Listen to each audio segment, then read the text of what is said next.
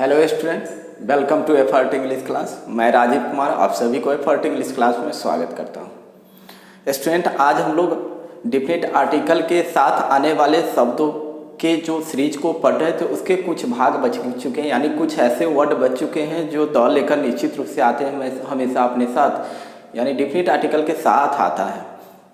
उसके कुछ भाग बच चुके हैं, उसी पर हम लोग काम करेंगे जो शेष बचा है। इसके बाद जो हम लोगों को काम करना है वो भी बहुत इंपॉर्टेंट काम करना है। उसके बाद थोड़ी सी कॉन्सेप्ट पर बात करना है डिफिनिट आर्टिकल की, कि एक ही शब्द जो द लेकर कभी आता है कभी द लेकर नहीं आता है, उस कॉन्सेप्ट पर हम लोगों को काम करना है, जो कि हायर लेवल के कॉम्पिटिटिव एग्जाम में बहुत वहाँ से क्वेश्चन पूछा जाता है। तो इसके ठीक बाद हम लोग नेक्स्ट वीडियो से उस पर काम करने वाले हैं।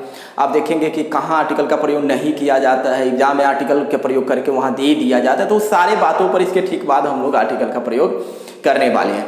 यहाँ तक जो करने वाले अभी जो आपके सामने वह भाग बचा हुआ है था जिसके साथ द लेकर आता है जो हमेशा वर्ड, और उसके कुछ भाग बच चुके थे तो उस पर काम कर रहे हैं। फिर इसके बाद हम लोग काम करेंगे जो हमेशा आर्टिकल लेकर न आता है उस पर काम करेंगे, और कुछ ऐसे शब्द जो आर्टिकल लेकर आते हैं कुछ विशेष मीनिंग में और न लेकर आते हैं कुछ विशेष मीनिंग में, उस पर भी काम करेंगे। तो बहुत कमाल का क्लास होने वाला है। इसके बाद भी आपके कुछ कन्फ्यूजनल क्लास है जो कन्फ्यूज करता रहता है एग्जाम में, उस सारी चीज़ों पर काम करेंगे। तो इसके बाद वाले वीडियो पर उसमें काम करेंगे। फिलहाल हम लोग इससे बचा हुआ कुछ भाग है जो एग्जाम में आता ही है, यहाँ से भी क्वेश्चन, तो इस पर काम कर लेते हैं।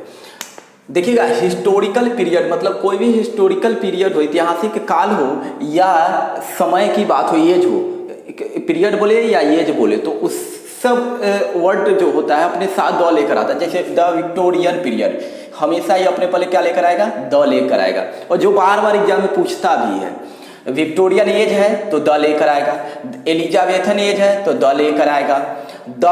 अब देखिए डायनेस्टी, राजवंश जो था, जैसे गुलाम वंश था, ये सब जब इंग्लिश में लिखेंगे तो द लेकर आता है, बिना द लेकर नहीं आता है। अगर आता है तो गलत होता है, वहीं पर सही करना होता है। जैसे the slave dynasty, the Mauryan dynasty, the Gupta dynasty, मतलब जैसे कि ये सब वंश है, राजवंश है, ये सारे राजवंश है। एक आइडिया हुआ कि सारे राजवंश अपने पहले क्या लेकर आएगा, द लेकर आएगा, डायनेस्टी जिसमें लगा हो।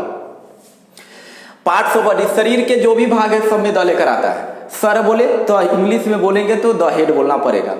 आर्म्स है तो द आर्म्स बोलना पड़ेगा। तो उसी तरह से देखिएगा, द आर्म्स है, द हेड है, द लेग्स है, मतलब पार्ट्स ऑफ बॉडी में जितने भी पार्ट्स ऑफ बॉडी है, शरीर के अंग है, सारे के पहले क्या करेंगे हम लोग, द के साथ प्रयोग करेंगे। नेक्स्ट है आप देखिएगा इन्वेंशन, जितने भी इन्वेंशन है, इन्वेंशन जितने भी आविष्कारिक वस्तु है उसके पहले द का प्रयोग किया जाता है। जैसे द रेडियो है, द टेलीविजन है, द मोबाइल है, यानी आविष्कारिक सारी वस्तु के पहले द का प्रयोग करना अनिवार्य है। म्यूजिकल इंस्ट्रूमेंट है, मतलब जितने भी बाजाने वाले हैं, गान बजान करने वाले जितने भी इंस्ट्रूमेंट है उसके पहले द का प्रयोग। जैसे तबला है, इंस्ट्रूमेंट है, the tabla, the flute, the harmonium लिखते हैं, मतलब जितने भी इंस्ट्रूमेंट जो म्यूजिकल है वो सब द लेकर आएगा। अब देखिए डेजिग्नेशन, यानी पद के नाम जो होते हैं ना, वो पद के नाम के साथ हमेशा द का प्रयोग करना अनिवार्य होता है। यानी the chairman, the principal, the editor, ये सब क्या होता है, द लेकर आता है। इसीलिए तो एप्लीकेशन वगैरह लिखते थे टू द प्रिंसिपल लिखते हैं। क्यों? क्योंकि वो प्रिंसिपल पद है और पद के साथ क्या करेंगे हम लोग, द के साथ प्रयोग करेंगे।